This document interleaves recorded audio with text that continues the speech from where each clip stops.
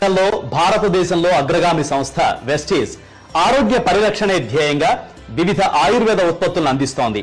ఇవి మన శరీరానికి సరైన పోషణ ఇవ్వడంతో పాటు ఆరోగ్యానికి రక్షణ కల్పిస్తాయి. మానవాళికి స్వచ్ఛమైన ఆహారం, నీరు, గాలి అందించడంతో పాటు సమాజంలో ప్రతి ఒక్కరి జీవన ప్రమాణాలు మెరుగుపరచాలన్నది సంస్థ ఉద్దేశం. నా పేరు సంజీవ్. నేను పోలీస్ డిపార్ట్మెంట్ లో కానిస్టేబుల్ గా పనిచేస్తున్నాను. దాంతో పాటు వెస్టీజ్ లో కూడా మనం చేస్తున్నాము. ప్రెసెంట్ గోల్డ్ డైరెక్టర్ గా ఉన్నాను. నా ఇన్కమ్ ఫస్ట్ చెక్ వచ్చి 28 రూపాయలు, నా ఐస్ చెక్ వచ్చి 36,572. నెక్స్ట్ ఇయర్ డిసెంబర్ కల్లా నా చెక్ ఖచ్చితంగా 2 lakhs దాటి ఉంచాలని ఖచ్చితంగా ఒక డ్రీమ్ తో పనిచేస్తాను. నిజం. మనం ఏం చేస్తామంటే నా కొడుకు ఏమీ చేయడు, ఎందుకు చేయడు? అందరు పిల్లలు చేసినప్పుడు మన పిల్లలు ఎందుకు చేయరు? మన పిల్లలంటే ప్రేమ సార్. ఆ ప్రేమ అంటే పిల్లలు డెవలప్ కాలేరు, గుర్తుపెట్టుకోండి. మన పిల్లలు గ్రోత్ అవ్వాలంటే పాజిటివ్ థింకింగ్ని నేర్పాలి. ప్రతి విషయాన్ని పాజిటివ్గా తీసుకోమని చెప్పాలి. అప్పుడే మన పిల్లలు గ్రోత్ అవుతారు. మరి క్రిస్టియానో రోనాల్డోకి చెప్పిన వాళ్ళు లేరు. తన మైండ్లో ఫిక్స్ అయింది, నేను ఒక టాప్లో ఉండాలి, ఒక టాప్గా ఒక మంచి ఇన్కమ్ తీసుకోవాలి, ఒక మంచి ప్లేయర్ కావాలనుకున్నాడు. మరి అయ్యాడు. చూడండి ఎలాంటి మనకి అవార్డ్స్ వచ్చినావు క్రిస్టియానో రోనాల్డోకి. సో మరి మీలో కూడా నేను ఒక టాప్ను కావాలని మైండ్లో ఫిక్స్ అవ్వాలి. రెడీనా? ఇక్కడ 100 PV ఎంత? 100 PVని మనం ప్రమోట్ చేయాలి. సో 100 PV అందరూ చేస్తున్నారా? ఎంతమంది చేస్తున్నారు? నిజం చెప్పండి సార్, నిజాలు చెప్పండి. రియలేనా? నీ మొబైల్ తీ.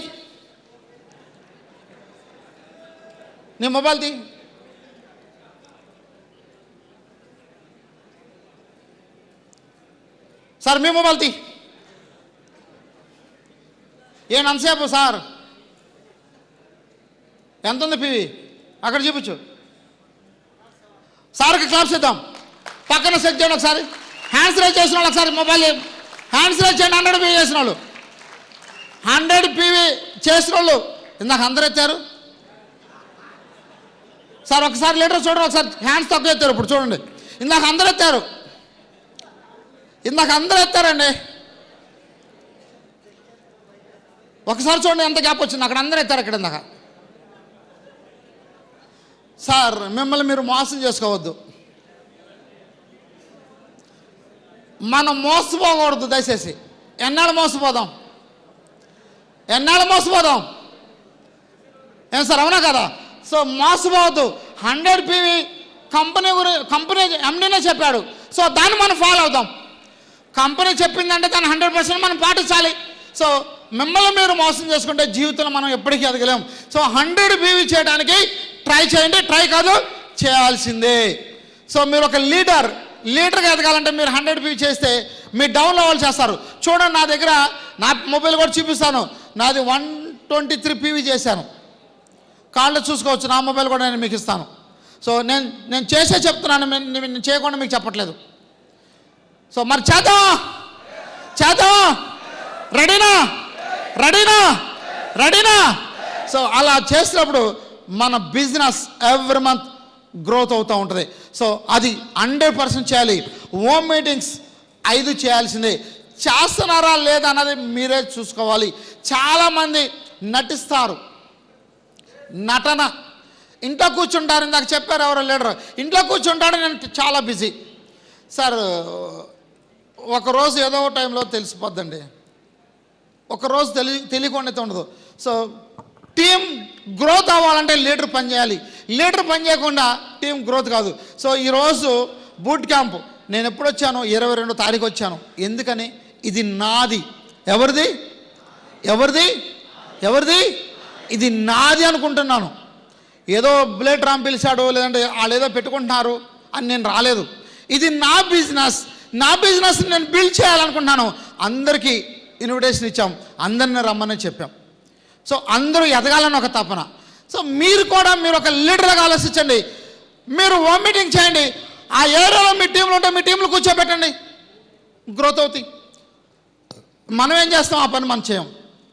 సో రోజుకు 5 హోమ్ మీటింగ్లు కంటిన్యూగా చేస్తే 1 year కంటిన్యూగా ఇలాగా వర్క్ చేస్తే మీ check 1 yearలో 5 lakhs. 5 lakhs. 5 lakhs. 5 lakhs కావాలా? కావాలా? కావాలా? కావాలా? కావాలి అంటే 5 హోమ్ మీటింగ్ చేయాలి ఫర్ అ డే. చేద్దామా? చేద్దామా? రెడీనా? కొత్త వాళ్ళకి 1-to-1 రోజుకి 5 చేపించాలి మనం. గుర్తుపెట్టుకోండి. 6 లైన్స్ని మనం వర్క్ చేసుకుంటూ వాళ్ళకి మనం నేర్పించి 1-to-1 చేయమందాం. తర్వాత హోమ్ మీటింగ్ చేపిద్దాం. తర్వాత వాళ్ళు కూడా హోమ్ మీటింగ్ చేస్తారు. ఇలా చేసినట్టుకైతే మన నెట్వర్క్ బిల్డ్ అవుద్ది. నెక్స్ట్, లీడర్గా ఎదగాలంటే లెర్న్ చేయాలి.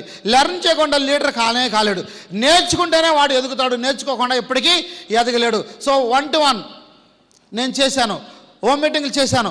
హోమ్ మీటింగ్లు చేయడమే కాదు, 1-to-1 కాదు, సిఎన్టీ ప్రోగ్రామ్ లెర్న్ చేయాలంటే చూడండి, అటెండ్ కావాలి. సిఎన్టీ, విఐపి, విఎల్సి 2, తర్వాత meet the millionaire 1 day workshop, తర్వాత అవార్డ్ ఫంక్షన్, బూట్ క్యాంప్.